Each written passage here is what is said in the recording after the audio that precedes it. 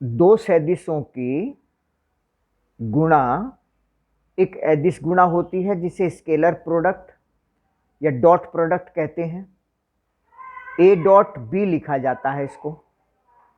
जैसे एक कोई भी भौतिक राशि सदिश राशि है ए का मान ए एक्स आई प्लस ए वाई जे प्लस ए जेड के है।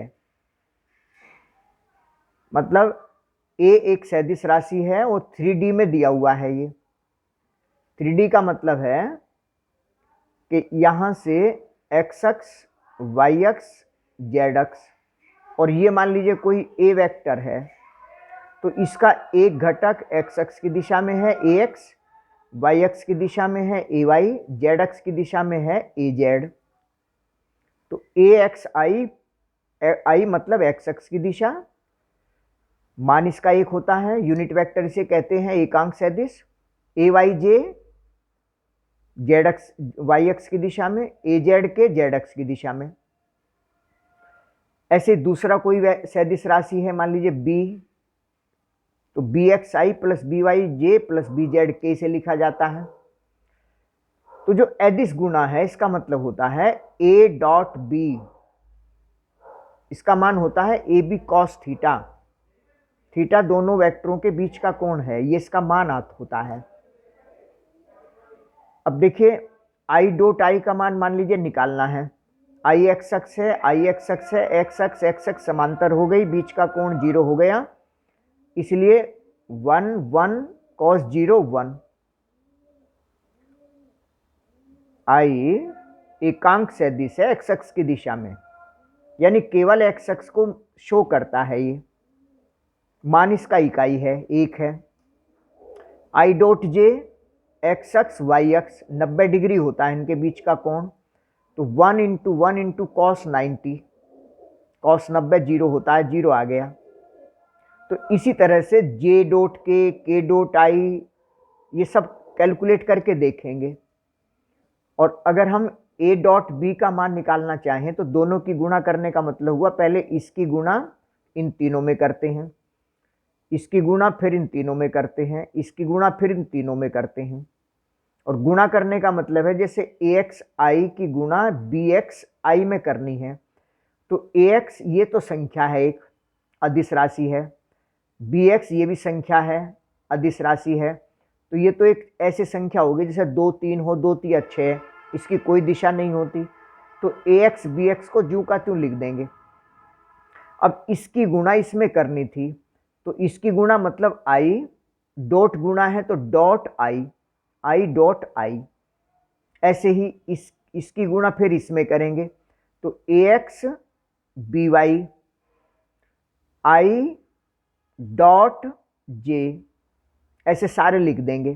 फिर इनका मान इस आधार पर लिखेंगे, और देखो ये ए एक्स बी एक्स प्लस ए वाई बी वाई प्लस ए जेड बी जेड आ जाएगा। ये अदिश गुणा है। ऐसे ही सदिश गुणा होती है, क्रॉस प्रोडक्ट, वेक्टर प्रोडक्ट इसे कहते हैं, वेक्टर गुणा कहते हैं। ए वेक्टर है, बी वेक्टर है। अब इसमें ध्यान देना है कि ए क्रॉस बी का जो मान है वो A B sine theta into unit vector N होता है, एन फॉर नॉर्मल लंबवत। ए और बी के लंबवत दिशा होती है इसकी, जैसे एक्स अक्स है, वाई अक्स है, जेड अक्स है, एक्स वाई और जेड अक्स।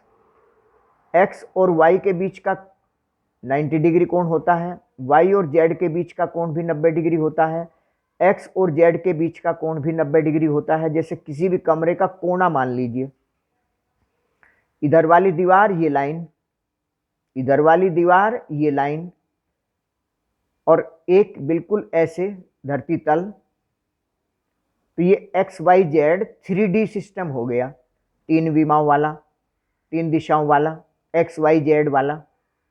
तो इसमें अगर अब ए क्रॉस बी की डायरेक्शन एन है, जैसे अगर आई जे के आएगा, आई मतलब एक्स एक्स की गुणा, अगर वाई एक्स में करेंगे दिशा में, तो एक्स और वाई इसकी गुणा के में आएगी, जेड में आएगी।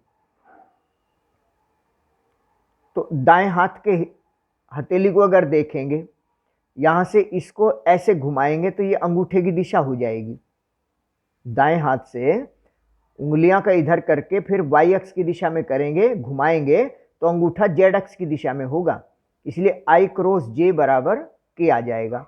और जे क्रॉस आई करेंगे तो ये माइनस के हो जाएगा। इसकी गुणा इसमें करेंगे, दायां हाथ होगा तो अंगूठे की दिशा इसकी विपरीत दिशा में बैठेगी, जेड डैश अक्ष की दिशा में। तो A B sine theta into unit vector N.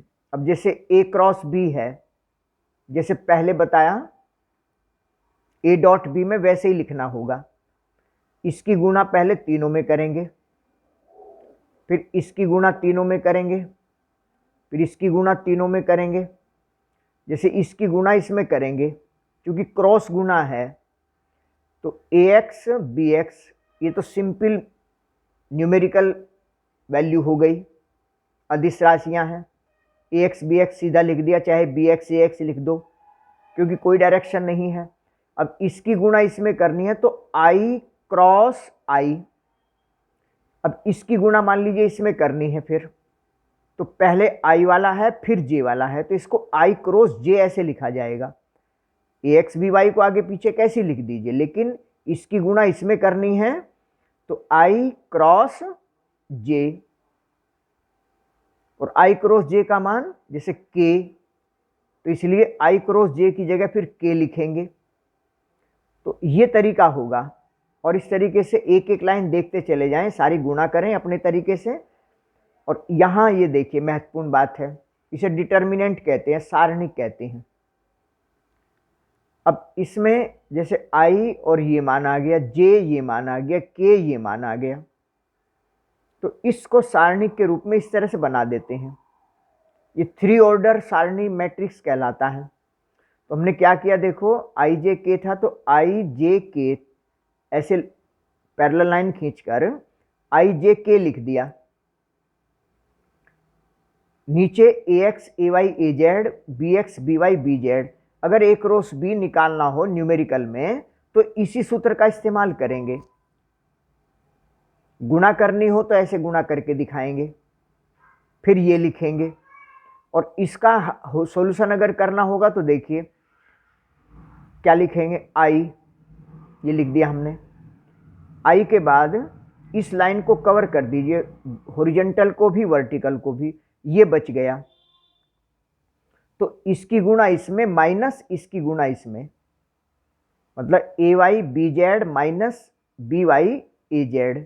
तो चाहे इसको बी वाई ए जेड लिख दो, ए जेड बी वाई लिख दो, लेकिन पहले इसकी गुणा इसमें करनी पड़ेगी, फिर इसकी गुणा इन दोनों की गुणा, माइनस, फिर प्लस जे, प्लस फिर जे। जे वर्टिकल और हॉरिजॉन्टल इन दोनों को काट दीजिए, तो ये बच गए ए एक्स बी एक्स और ए जेड बी जेड।